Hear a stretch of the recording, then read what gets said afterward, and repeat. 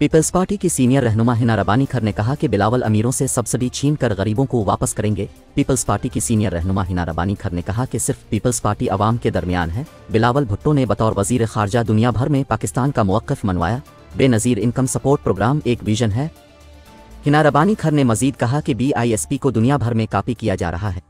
आपको आपकी बेटी का, आपकी बहन का सलाम। बुजुर्गों, भाइयों, बहनों,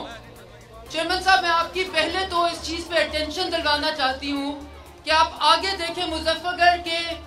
औरतें कैसे आपको वेलकम करने के लिए इस सर्दी में, इस पाले में, इस धुंध के माहौल में निकली हैं और ये इस चीज की शहादत दे रही हैं कि बेनज़ीर इनकम सपोर्ट प्रोग्राम जैसे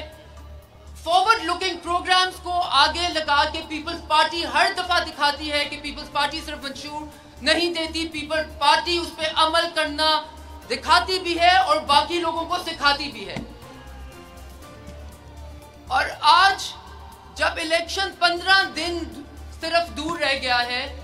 तो अगर किसी पार्टी के टिकट होल्डर्स पिछले कई महीनों से, बल्कि पिछले इलेक्शन से अब तक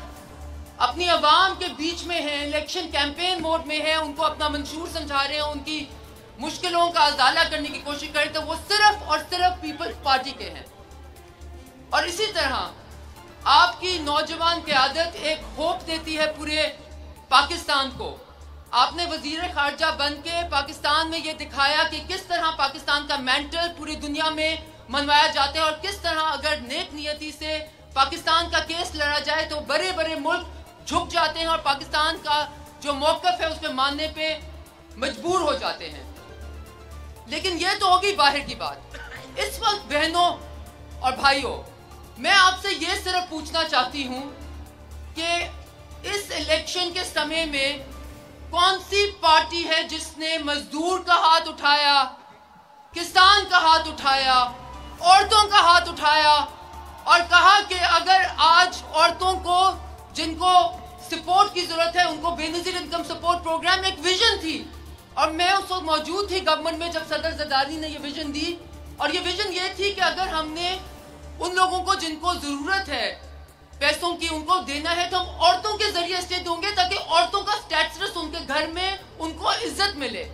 और आज 10 साल बाद आप देखें बेनज़ीर इनकम सपोर्ट प्रोग्राम पूरी दुनिया में फैलाया जा रहा है, उसको कॉपी किया जा रहा है और कह रहे हैं पाकिस्तान का ये एक विजनरी प्रोजेक्ट था। ये होता है मंशूर और ये होती है विजन। दूसरी तरफ जो आपका किसान कार्ड, यूथ प्रोग्राम और आपका ये कहना कि अब ये अवाम महंगाई के बोझ के नीचे मैं और दबने नहीं दूंगा और 300 यूनिट जिसका है उसको मैं फ्री बिजली दूंगा, तो लोग कहते हैं कैसे दोगे? और आप जवाब देते हैं ऐसे दूंगा कि जो आप सब्सिडीज अमीरों को, मेरे गरीबों की सब्सिडी देते हो वो उनसे छीन के वापस लेके अपने गरीबों के हवाले करूंगा। आप ये जवाब देते हैं और आप जवाब देते हैं कि मैंने पलंदरा उठाया है तो गरीबों को हटाए, मैंने जिम्मेवारी लिया इस अवाम, इस मुल्क के गरीबों का केस लड़ने की बड़ी बड़ी अदालतों में, बड़ी बड़ी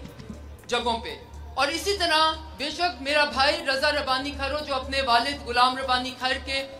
एन कदमों खिदमत कर रहे जैसे उन्होंने उसको सिखाया था। बाकी मेरे भाई हो, महर इरशाद सयाल साहब हों, नवाबजादा इफ्तिखार साहब हों, ये सारे लोग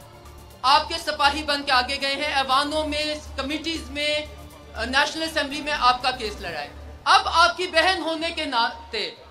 मुझे इस चीज में कोई शक नहीं है कि इंशाल्लाह फ्यूचर का वजीर आजम बिलावल भुट्टो जरदारी साहब होंगे। इसलिए नहीं,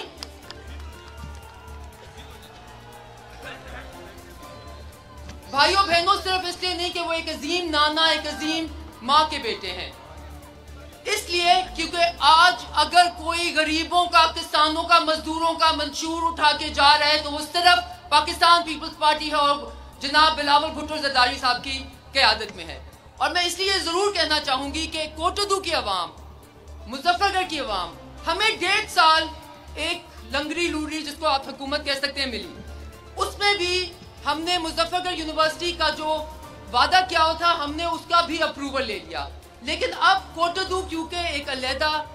बन गया है डिस्ट्रिक्ट, एक अलहदा जिला बन गया, तो इस दफा इंशाल्लाह हम आपसे मुजफ्फरगढ़ यूनिवर्सिटी के साथ साथ कोटुदू की यूनिवर्सिटी भी लेंगे और कोटुदू में वोकेशनल ट्रेनिंग सेंटर भी लेंगे, ताकि यहाँ के नौजवान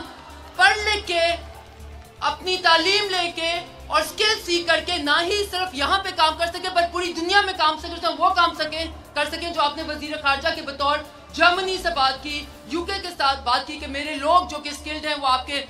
घरों में भी काम करेंगे, आपके मुल्कों में भी काम करेंगे, हमारे मुल्कों में भी काम करेंगे। दूसरा,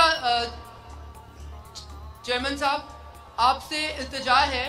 कि आपने सिंध में दिखाया कि पब्लिक प्राइवेट पार्टनरशिप करके आप कहां तक अस्पताल लेके जा सकते हैं कि यहाँ के लोग लिवर ट्रांसप्लांट के लिए, बाकी चीजों के लिए सिंध तक जाना चाह रहे हैं। जिन्होंने पंजाब संभाली रखा पिछले कई 20 साल,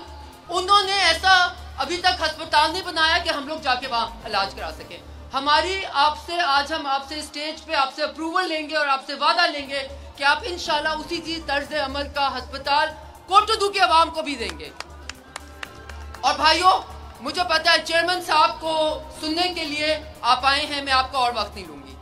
लेकिन मैं सिर्फ एक बात कहूंगी कि अगर नौजवान के आदत को आप आगे भेजते हैं जैसा कि आपने भेजा,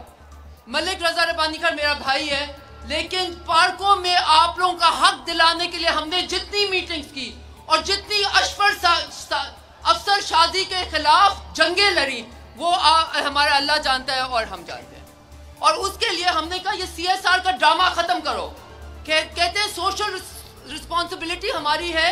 हम आलूदगी मुजफ्फरगढ़ में करें लेकिन फवारे जाके बनाएं मुल्तान में। हमने कहा अगर मुजफ्फरगढ़ में तुम्हारी इंडस्ट्री है तो काम भी मुजफ्फरगढ़ का होगा।